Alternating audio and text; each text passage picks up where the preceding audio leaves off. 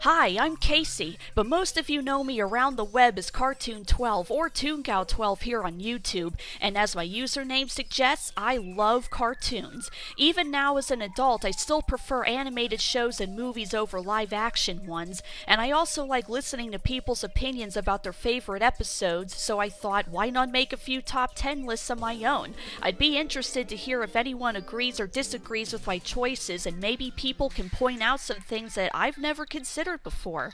So for this top 10 list, I'm going to feature one of my favorite cartoon shows, The Fairly OddParents. Created by Butch Hartman, the show tells the story of a 10-year-old boy named Timmy Turner who lives in the town of Dimsdale, who is neglected by his parents and abused by his babysitter Vicky. One day, he's granted two fairy godparents, Cosmo and Wanda, who grant his every wish to improve his miserable life. And so, Timmy embarks on all sorts of adventures, getting into all sorts of mischief and constantly learning the age-old lesson of be careful what you wish for. With a catchy theme song, great humor, and memorable characters, this easily became one of my favorite shows that Nickelodeon produced, right up there with SpongeBob and Rugrats. However, before we get started, there's one important elephant in the room we have to point out. As many of you are aware, there's more than a bit of controversy surrounding Butch Hartman in regards to his views on certain people, his shady business practices, and his treatment of the fans. It's the main reason why it's taken me so long to finally make this video.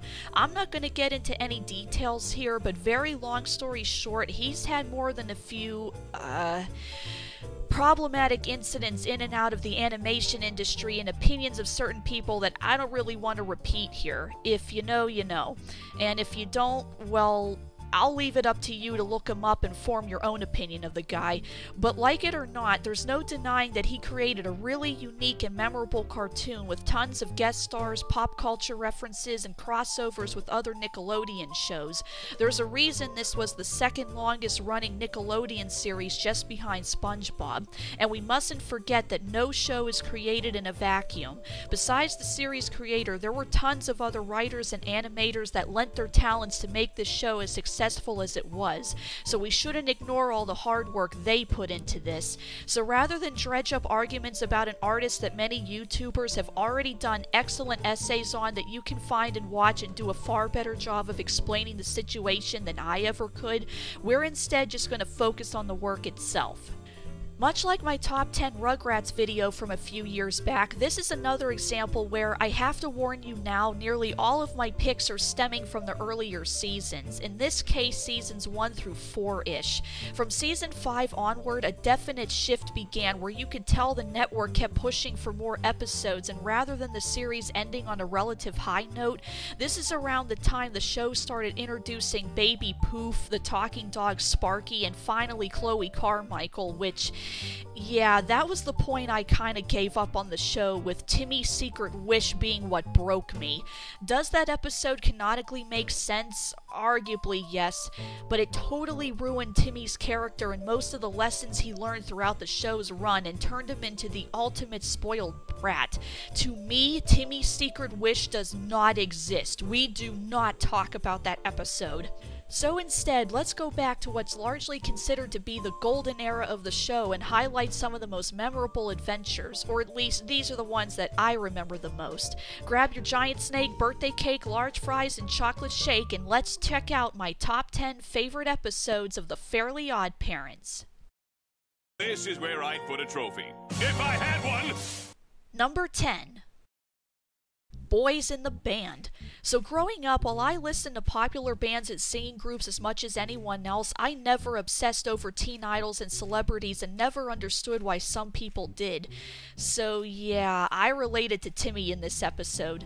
Dimsdale's teen singing sensation Chip Skylark is in town for a concert, to which everyone is so obsessed with him, including Timmy's parents strangely enough, that they all forget it's Timmy's birthday. Angry and jealous, Timmy wishes for something bad to happen to Chip, which causes Chip to be taken hostage at his house by a lovesick and obsessed Vicky, but as Timmy's about to find out, Chip may actually not be so bad after all.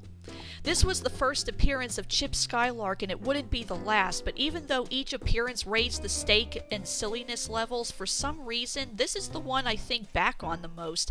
It's so simple yet so wholesome to meet this famous person who turns out to be a sweet and relatively humble guy, leading Timmy to learn the old lesson of not judging a book by its cover. It also helps that Chip is voiced by Chris Kirkpatrick of NSYNC fame. This episode has so many jokes and jabs at the record industry, I have to wonder how much of it is true, but either way, it's good to know Chris is cool with poking fun at himself. It's interesting that they don't do the stereotypical popular celebrity is secretly a jerk cliche. It's been done so many times that even Timmy thinks it's going to go that way. But no, turns out Chip is a really sweet guy who just wants to make his fans happy, and it all leads to the infamous Icky Vicky song. I can't decide whether I like this or My Shiny Teeth and Me more. Either way, if a celebrity ever randomly crashes their car and winds up on your doorstep asking for help, just make sure who's footing the bill for it. They may actually not be as rich as you think. This is where I'd put a trophy, if I had one! Number 9. The Boy Who Would Be Queen. Timmy has always harbored a crush on Trixie Tang, the most popular girl in school, and he's stumped on what to get her for her birthday to try and impress her. Via some miscommunication, Timmy accidentally wishes to be turned into a girl. Thus, Timantha uses her new feminine mind to find the right gift for Trixie, but it may turn out that Trixie herself is harboring a secret. Good God, did I relate to this episode so much as a kid.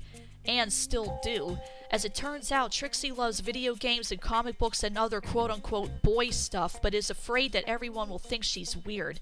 After characterizing Trixie Tang as your typical snobby popular girl up until this point, it was such a nice surprise to find out there was something deeper going on beneath the surface. When I was a kid, I was Trixie almost 100%. Only difference is that I didn't hide my interests. I was proud to play with Barbie and Batman. Did I get picked on a lot for it? Well, yeah, but I'd rather be myself and get teased than pretend to be something I'm not. My only nitpick is that I wish this character development was followed up on more. Granted, this show wasn't really designed to have ongoing story arcs or anything, but there were certain details that got established and then mentioned again in later episodes. Why are the Crimson Chin adventures, 70s Cosmo and Wanda, the Time Scooter, and other stuff in continuity, but this never gets brought up again? Well, regardless, I love all the jokes and jabs at gender stereotypes, how isolating it can be to put yourself in a box, and ultimately how stupid it is to think only certain people are allowed to like certain things. And in an era where more gender identities are being recognized, maybe this is one episode that needs to make a comeback. This is where I'd put a trophy, if I had one! Number 8. Crime Wave. Holy puns, Batman! If you've watched my channel for a while, then you know by now how much I love superheroes as well as the Adam West Batman show, which, funny enough, Adam West did guest star as himself in this series. Yeesh, between being Catman and the mayor of Quahog, did this guy ever sleep? Well, anyway, back on topic, it should come as no surprise that this show's #1 superhero, the Crimson Chin, will be making multiple appearances on this list, and I always loved the in-jokes and references and homages to the campy side of comics. Timmy is in the middle of taking a bath and is prepared to relax by reading a Crimson Chin comic, only to realize it's an old issue, so he wishes to be taken to the comic book store to buy the latest issue. Problem is, he gets poofed there without any clothes on. Now he must find a way to get back home without anyone seeing him. And in the meantime, the Crimson Chin does battle with the water-powered H2 Olga in order to save not only the city, but also a baby he agreed to watch. And because Timmy left his comic book on the side of the tub, H2 Olga's power increases as it slowly dips into the water. It was always a treat whenever we got an adventure in the comic book dimension. I like how the Crimson Chin lore kept getting expanded with each appearance and his villain roster added onto. In this case, this is the introduction of H2 Olga, who is arguably one of his best adversaries, or at least the most creative, being powered by and able to control water. And of course, we can't forget Jay Leno as the voice of the Crimson Chin. He always sounds like he's having a blast playing this over-the-top ridiculous hero, but then again, aren't all superheroes just a tiny bit ridiculous? And as a bonus, we get a funny side plot with Timmy having to race home while naked. It It was always a neat change of pace to get a plot where he's separated from Cosmo and Wanda and have to solve a problem without them. Does Timmy manage to make it home with his dignity intact? Will the Crimson Chin find a way to defeat H2 Olga? You'll just have to read the latest issue to find out. This is where I'd put a trophy. If I had one! Number 7. Father Time. When Timmy has to do household chores, he gets the bright idea of wishing for heat vision to make the chores go faster, and in doing so, he accidentally melts his dad's prize trophy from winning a race in his childhood. And when Timmy believes his dad's getting upset over nothing, he decides to wish for a time-traveling scooter so he can stop his dad from ever winning the trophy in the first place. Unfortunately, Timmy's actions have changed the course of history when he returns to the present. Dad rules all of Dimsdale, and Cosmo and Wanda never met Timmy. Now Timmy must return to the past to correct the damage he did to the timeline. This episode is a prime example of a Rube Goldberg mousetrap story. Timmy wishes for heat vision to get his chores done faster, accidentally melts his dad's trophy, goes back in time to make him lose a race, which leads to an apocalyptic dictatorship. Yeah, try to wrap your head around that one. Nonetheless, it's super cute to see Timmy hanging out with the kid version of his dad, and this also marks the first time we see Timmy's parents as kids, and of course they find a clever way to never say their real names. We also get the first appearance of 70s Cosmo and Wanda and the kid they watched over at the time. That's some kid named Billy Gates. I wonder who that could be. Probably no one important. And finally, for those who have been around the internet long enough, this is also the origin of the joke meme, if I had one. And this is where I'd put a trophy. If I had one! But as wacky as this plot can get, it does teach a valuable lesson in how one moment, no matter how seemingly inconsequential, can change a person for life. And it won't be the last time on this list that we see the consequences of the butterfly effect. This is where I'd put a trophy. If I had one! Number 6. Power Mad. Timmy is sick and tired of his games being too childish, so he wishes for the most challenging video game ever. When Chester and AJ come over unexpectedly, they end up transporting themselves into the game.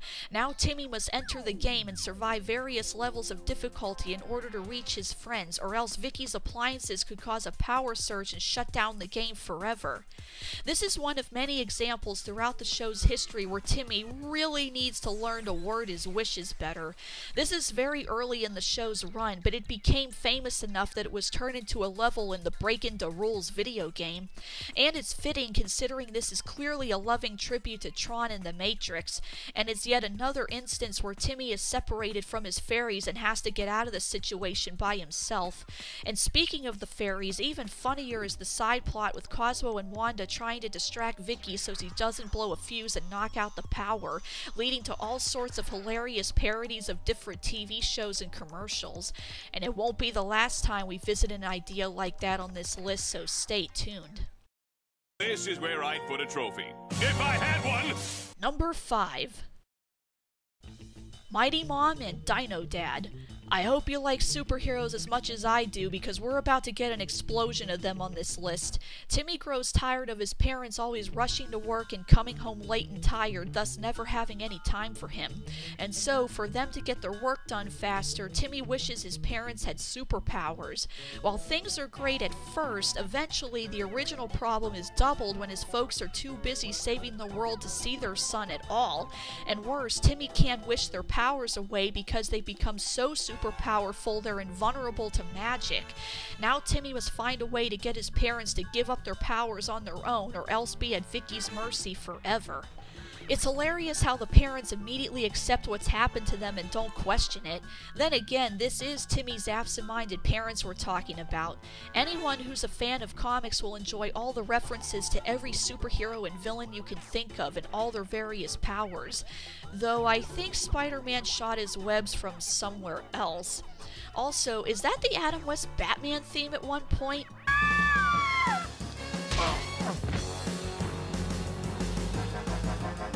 Yeah, they just straight up played the Batman fight music. Hey, don't mess with perfection. But on a slightly serious note, this episode also goes to show how much Timmy does love his parents and wants to spend time with them. As dumb and inattentive as the mom and dad could get, especially in later seasons, it was always good to get a reminder that they do care about their kid. And like any good comic book plot, our heroes would one day get a sequel. This is where I'd put a trophy. If I had one! Number 4.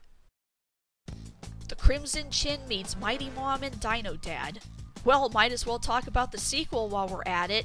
Timmy accidentally wishes the Nega Chin, the Crimson Chin's evil counterpart, out of a comic book, but mistakes him for the real Crimson Chin.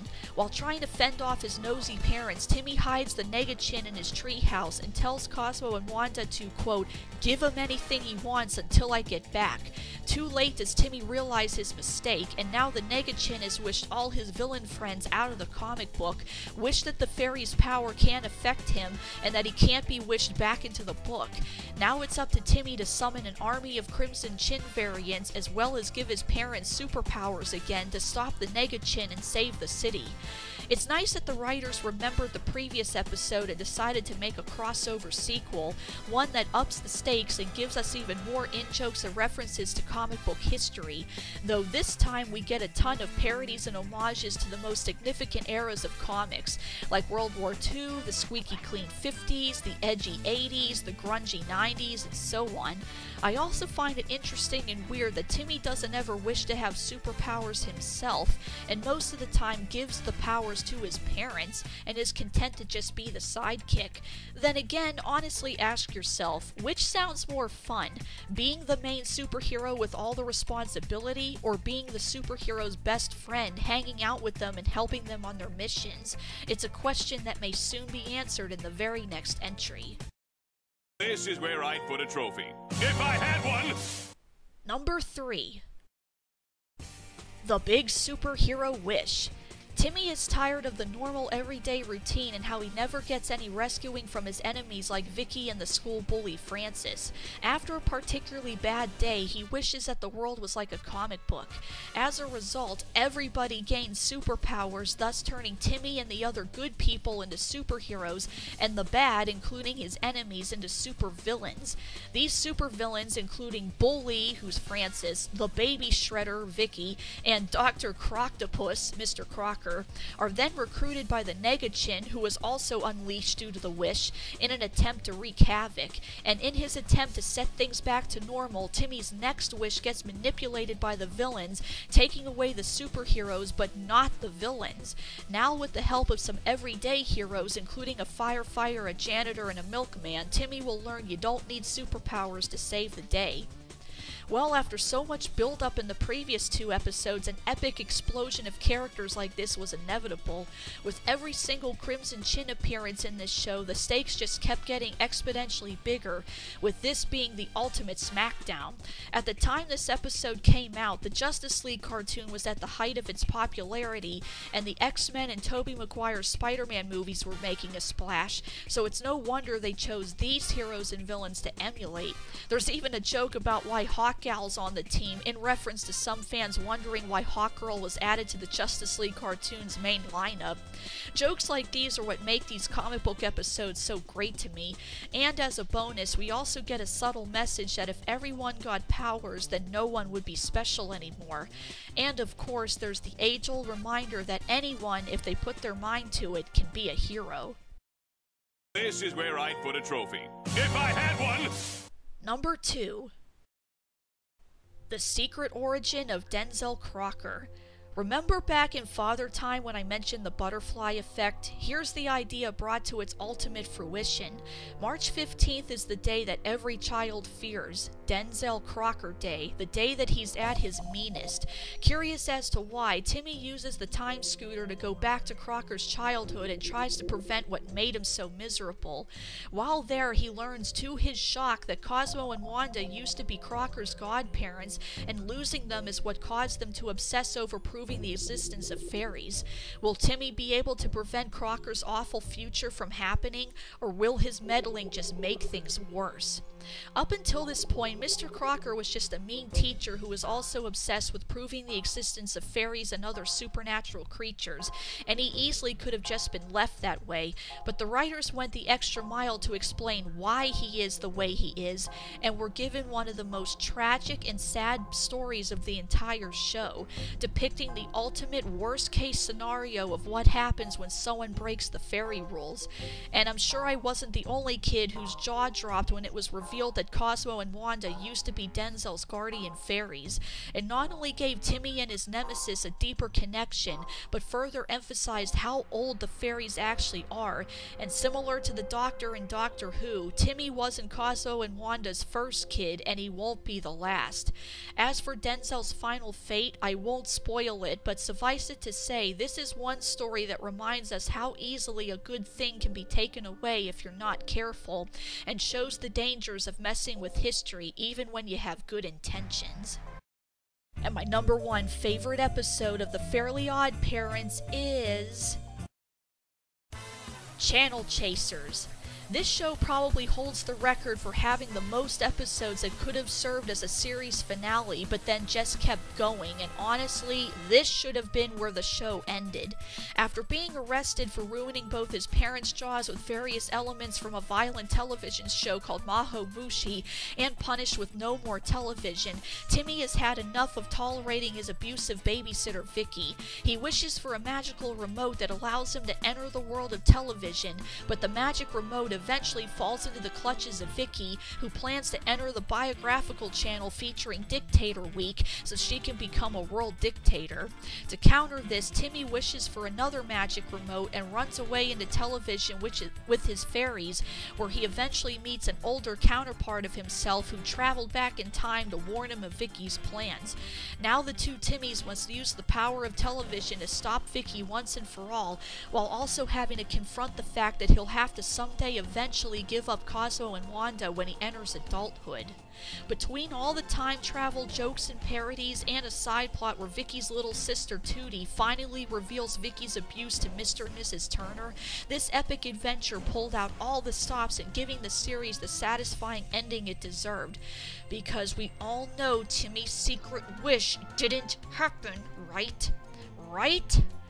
Anyway, from Scooby-Doo to Johnny Quest, Batman and Blue's Clues, from Rudolph to Sesame Street, Rugrats to Charlie Brown and Dragon Ball Z, and so much more, nearly every famous cartoon show you can think of gets lovingly referenced and torn apart, pointing out how silly and weird the premises to many of these shows are the more you think about them.